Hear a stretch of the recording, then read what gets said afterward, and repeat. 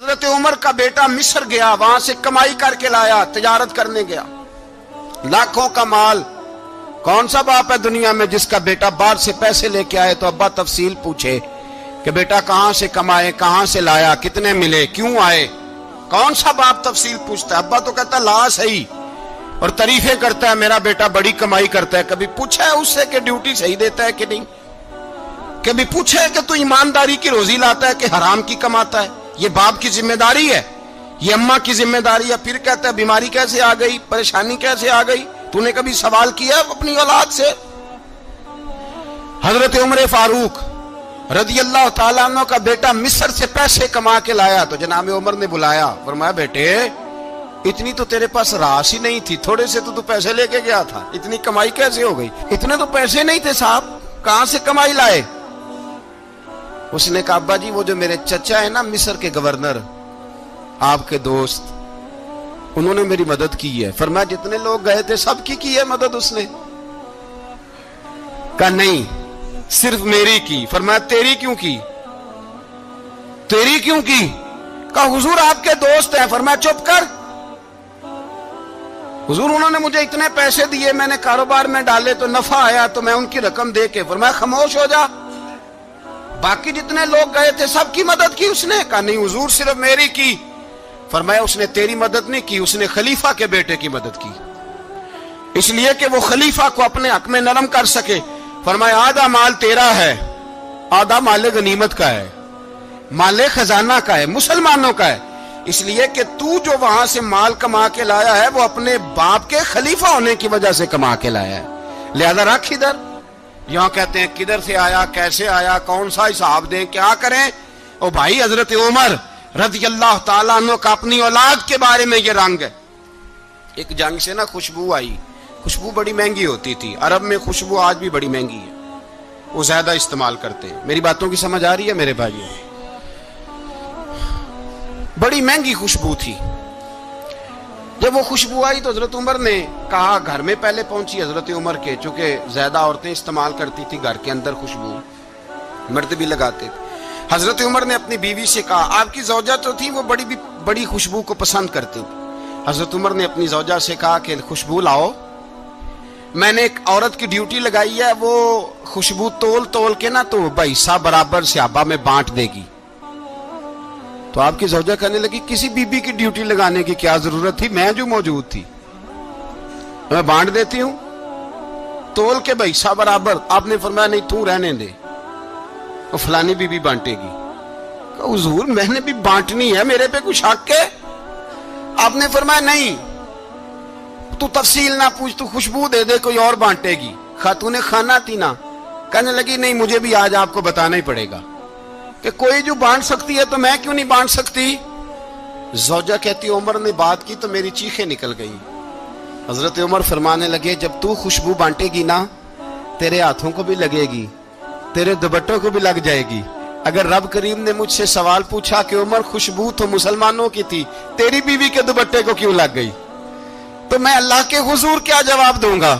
اگر اللہ نے یہ سوال کیا کہ تیری بیوی نے کیوں لگائی، وہ تو حصہ تھا مسلمانوں کا، تو نے تیری بیوی نے کیوں لگائی؟ تو فرمایا میں نہیں چاہتا کہ اللہ کے حضور مجھے اور تجھے باز پرس ہو، لہذا کسی اور کو بانٹنے دے۔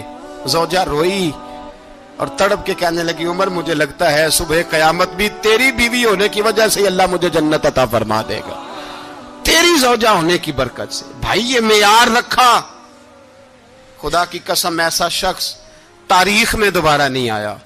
اتنا بڑا آدمی، اتنا بڑا شخص، اتنا بڑا آدمی، اور پھر رنگ یہ ہے کہ عمر 22 لاکھ مربع میل کا حکمران، 22 لاکھ، اور کھجور کے درخت کے نیچے مٹی کا ڈھیلا لے کے سو گئے ہیں، پرواہ کوئی نہیں، کوئی مسئلہ ہی نہیں۔ 2 غلام ساتھ بیٹھے تو ایک روٹی حضرت عمر نے گھر سے منگوائی، تھوڑا سا سرکہ، تو غلام کہنے لگے ہم نے بھی کھانی ہے۔ فرمایا کوئی حرج نہیں، روٹی کو پیٹ بھر کے کھانا ضروری تو نہیں، 3 حصوں میں بانٹ لیتے۔ ایک آدمی آیا ہوا تھا مصر کا رہنے والا ملنے کے لیے، اس نے پوچھا عمر کدھر ہے؟ تو کہا وہ ادھر جاؤ مسجد میں بیٹھے ہوں گے. اور واپس آیا تو کہنے لگا وہاں تو 3 غلام بیٹھے ہیں, ایک روٹی بانٹ بانٹ کے کھا رہے ہیں, لگتا ہے کئی دنوں سے روٹی نہیں ملی. کہا 3 غلام تو کوئی نہیں, وہاں 2 ہی تھے, تیسرے تو امیر المومنین تھے. اس نے کہا نہیں نہیں 3 غلام ہیں, کپڑے بھی ایک طرح کے پہنے ہوئے ہیں, بلکہ 2 کے تو پھر صحیح ہیں, تیسرے کے تو زیادہ ماڑے ہیں. کپڑے بھی ایک طرح کے, کھانا پینا بھی ایک طرح کا, اور ان کا نشست برخاست بھی ایک طرح کی ہے, لہذا کوئی فرق نہیں. حضرت ابو ہریرہ کہتے ہیں میں لے کے آیا, اور جناب عمر کو جب میں نے کچی زمین میں تامت سمیٹ بیٹھے دیکھا تو میں رو پڑا. میں نے اس مصر سے آنے والے کو کہا تو اس کے جلوے دیکھ, اگر اس کی ذات میں اتنا حسن ہے تو محمد عربی کا مقام کیا ہوگا. یہ مقام غور ہے, مقام غور. 10 محرم کو لوگ دیگے پکائیں گے نا, نہیں پکانی ہے؟ کوئی بول دے نہیں, ہاں نہ نہیں کر دے. پروگرام بدلیا تو نہیں دی عید کی کہ وہی کام شروع ہوا ہے لاسٹ ٹائٹ ہونے والا. کیوں جی, پکنی ہے نا دیکھیں 10 محرم کو انشاءاللہ تعالی. ہم بھی پکائیں گے انشاءاللہ, یہاں بھی پروگرام ہوگا. تو 10 محرم کو جو دیگ پکنی ہے تو ایسا نہیں ہو سکتا کہ 1 محرم کو حضرت عمر کے نام کی بھی کوئی پک جائے. اگر امام حسن حسین کے نام کی دیگیں پکیں تو جو امام حسن حسین کے سے پیار کرنے والے ہیں, جو امام حسن حسین سے, ہم لوگوں نے بھی عجیب رٹا اپنایا ہے نا. ہم لوگ بات کا ایک پہلو دیکھتے ہیں, دوسرا نہیں دیکھتے. حضرت امام حسن اور حسین کو بھی نبی پاک نے شہید کہا, اور جناب عمر کو بھی رسول اللہ نے خود شہید فرمایا. فرمایا شہید ہے, خود فرمایا اپنی زبان سے کہ یہ شہید ہے, خود میرا عمر شہید ہے. تو ان کے نام کی دیگ نہیں پکنی چاہیے, اس طرف نہیں ہماری توجہ ہونی چاہیے. اور اہل بیت نبوت, یہ بات میں پہلے بھی کرتا ہوں, آج پھر کرنا ضروری سمجھتا ہوں. اہل بیت کا پیار, سن لو کان کھول کے, اہل بیت کا پیار اگر ہمیں کسی نے سکھایا ہے تو سیدنا عمر فاروق نے سکھایا ہے. اہل بیت نبوت کی محبت اگر کسی نے سکھائی ہے تو کس نے سکھائی ہے؟ بول کے بتائیے. حضرت عمر نے. اہل بیت کا پیار ہمیں حضرت عمر نے بول کر کے سکھایا ہے. بھائی یاد رکھیں, کسی کی طاقت نہیں تھی دم مارنے کی حضرت عمر کے سامنے, طاقت ہی نہیں تھی. کیسر و کسرا کانپ جاتے تھے, جرأت ہی نہیں کرتے تھے حضرت. اور ہمارے تو تعلقات بڑے ہیں نا غیروں سے. حضرت ابو موسیٰ اشعری رضی اللہ تعالیٰ عنہ فرماتے ہیں میرا منشی عیسائی تھا, وہ کاتب کہتے تھے وہ لوگ, میرا حساب کتاب عیسائی تھا. تو فرماتے ہیں ایک دن میں نے وہ سارا حساب کتاب لین دین کے حضرت عمر کو دکھائے تو فرمانے لگے جس نے لکھے ہیں اس کو بلاؤ. کہنے لگے حضور مسجد نہیں آ سکتا. کیوں نہیں آ سکتا؟ کہنے لگے وہ عیسائی ہے. کہتے ہیں حضرت عمر جلال میں آ گئے. آپ فرمانے لگے جنہیں رب دور کرتا ہے تم کیوں قریب کرتے ہو؟ جنہیں اللہ دور کرتا ہے. فرمایا تم غیروں کو اگر عہدے دو گے تو اپنوں کا کیا بنے گا؟ اگر تم غیروں کو عہدے دو گے تو اپنوں کا. یہ سوچ ہے جو آج برما کے مسلمانوں کے لیے بھی ضروری ہے. کہا اگر تم غیروں کو عہدے دو گے تو اپنوں کا. ہم نے غیروں کو عہدے دیے تو دیکھا نا اپنے کس طرح کاٹے جا رہے ہیں. غیروں کو جو عہدے دے دیے یارانے سارے غیروں سے. روز دعویٰ ہوتا ہے چین ہمارا سجن ہے, چین ہمارا دوست ہے. او بھائی دوست ہے تو اس سے کہو نا کہ برما تو تمہاری ایک چھوٹی سی ریاست ہے, چین کے بغیر تو وہ سانس بھی نہیں لے سکتا. اس کو کہو نا اس حکومت پہ دباؤ ڈالے. لیکن ہم لوگوں نے غیروں کو عہدے دیے تو اپنے پس گئے. حضرت عمر کہتے تھے ذمی کا ہم ادب کریں گے, ذمی کافر کا ہم, ایسا کافر جو مسلمان ریاست کو قبول کرے, بدامنی نہ پھیلائے. ایک آدمی کو آپ نے دیکھا آنکھوں سے نابینا ہے اور بھیک مانگ رہا ہے, تو حضرت عمر کو نظر آ گیا. فرمایا کون ہو؟ اس نے کہا میں یہودی ہوں. فرمایا بھیک کیوں مانگتے ہو؟ کہا جب تک تندرست تھا مسلمانوں کو جزیہ دیتا تھا, بوڑھا ہو گیا ہوں کیا کروں. حضرت عمر نے گھوڑے کی پشت پہ بٹھایا, کافر کو گھوڑے کی پشت پہ بٹھایا اور بٹھا کے مدینے لائے. حضرت علی شیر خدا وزیر خزانہ تھے. فرمایا علی اس کا وظیفہ جاری کرو. کہا یہ کون ہے؟ فرمایا یہ یہودی ہے لیکن یہ ہمیں جزیہ دیتا رہا, بوڑھا ہو گیا بیچارہ, بھیک مانگنے پہ مجبور ہے, ہماری حکومت کے اندر رہتا ہے, اس کا پورا وظیفہ جتنا خرچہ اتنا وظیفہ لگاؤ. حضرت علی کہتے ہیں میں وظیفہ لگا رہا تھا اور وہ میرے نبی کا کلمہ پڑھ رہا تھا, وہ رسول اللہ کا کلمہ پڑھ رہا تھا. یہ مزاج, یہ نہیں کہ کافر. حضرت عمر نے گورنروں کو خط لکھے تھے کہ زبردستی کسی کو مسلمان نہیں کرنا, جہاں ان کی عبادت گاہیں بنی ہو گرانی نہیں, کوئی مندر کوئی گرجا ضائع نہیں کرنا. اسلام سب کو جینے کا موقع دیتا ہے، پر بےایمانو، ظالموں، بدذاتوں، تمہیں یہ کہتا ہے کہ ہم تمہیں جینے کا موقع دیتے، تم بھی مسلمانوں کو جینے کا موقع دو۔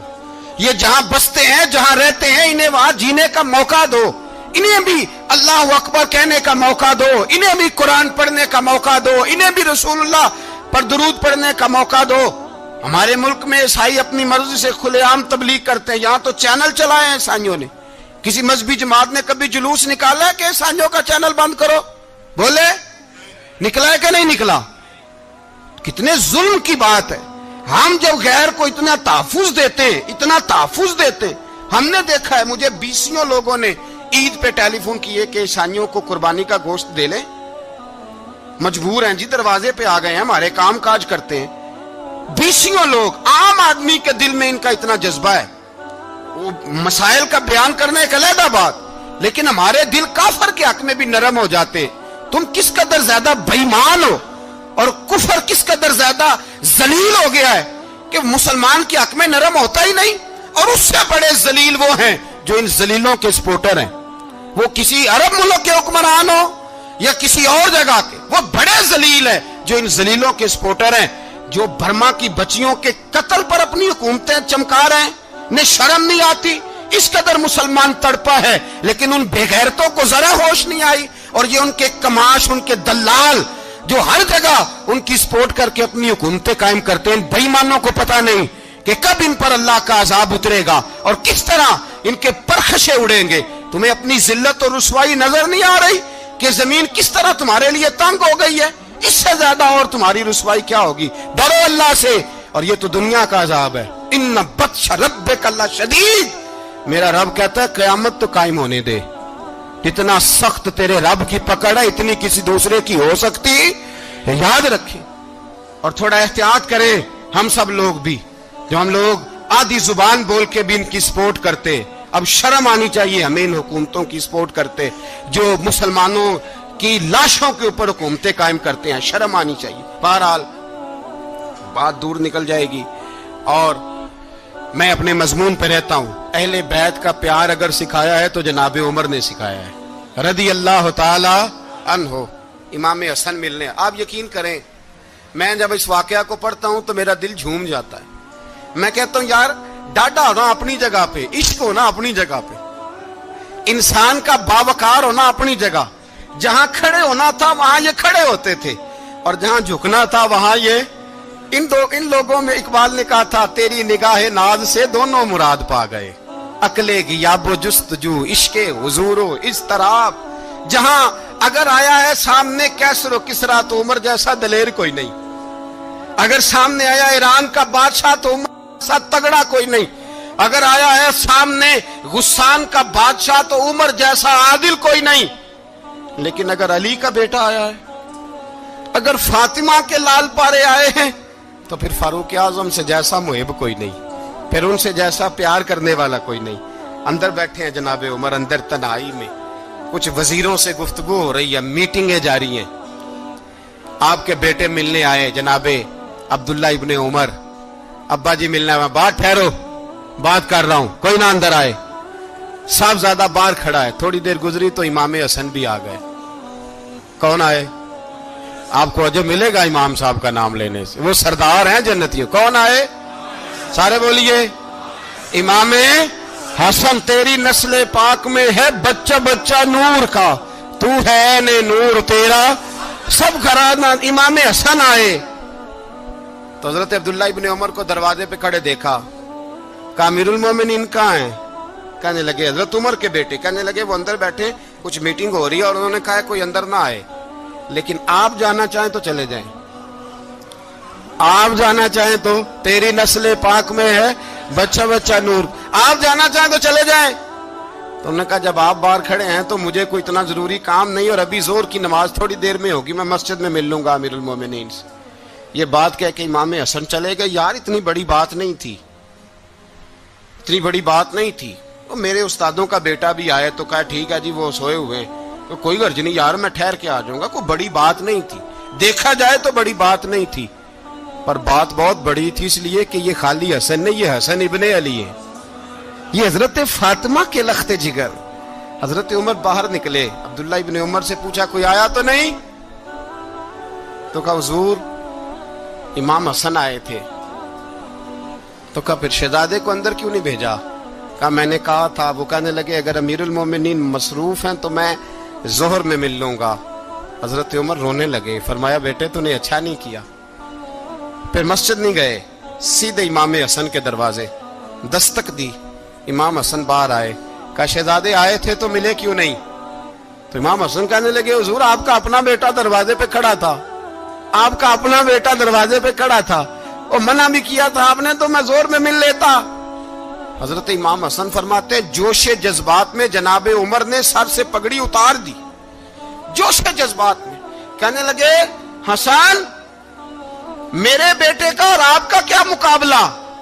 کیا اس کی ماں کا نام فاطمہ الزہرا ہے؟ کیا اس کی نانی کا نام خدیجۃ الکبریٰ ہے؟ کیا اس کے نانے کا نام محمد مصطفیٰ ہے؟ آپ کا اور اس کا کیا مقابلہ؟ پھر رو پڑے اور کہنے لگے بیٹے میں مکے کے صحراؤں میں اونٹ چرایا کرتا تھا, یہ جو میرے سر پر عزت کے بال ہیں یہ تیرے نانے کے اگائے ہوئے. میں مکے کے خبردار شہزادے خبردار. او بھائی اہل بیت نبوت کے ادب کا رنگ اگر سکھایا ہے تو سیدنا عمر نے سکھایا ہے. حضرت عمر فاروق اتھارٹی ہے, اسلام کی اتھارٹی. یکم محرم حضرت عمر کی شہادت ہے. یہودی بول اٹھا, کافر بول اٹھا. اگر 6 مہینے عمر دنیا میں اور رہتے تو دنیا میں کوئی کافر موجود نہ ہوتا. 6 مہینے. اور جب اس بطل جلیل کا جنازہ اٹھا, اللہ بخاری پڑھیے نا, اللہم ارزقنا شہادت فی سبیلک, اللہ بسترے کی موت نہ دینا, شہادت کی دینا. عمر شہید ہوئے, مسجد نبوی میں نماز پڑھاتے, اور جب جنازہ اٹھا تو مدینے کا پھر پیچھے جو دلیر بچے وہ مولا علی تھے. مولا علی, جناب عمر کا جنازہ اٹھا تو سب سے پہلی ہائے جو نکلی وہ حضرت علی کی زبان سے نکلی, اور حضرت علی ساری داڑھی آنسوؤں سے بھر گئی. لوگوں نے کہا کہ علی کیا ہوا؟ فرمانے لگے تم دیکھ نہیں رہے جنازہ کس کا اٹھا ہے, پلٹ کے دیکھو تو صحیح, تم پتہ نہیں یہ کون گیا ہے. کہ حضور کیا ہوا؟ آپ فرمانے لگے عمر اس طرح کے کام کر کے گیا ہے, اب ان کے رستوں پہ کون چلے گا؟ کون اس کے جگر راہ وفا میں؟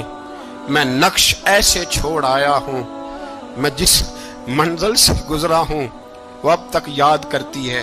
حضرت علی حضرت عمر کے جنازے پہ کھڑے ہو کے کہتے ہیں اللہ مجھے اس طرح کے عمل کرنے کی توفیق دے جس طرح کے عمر کر کے گیا.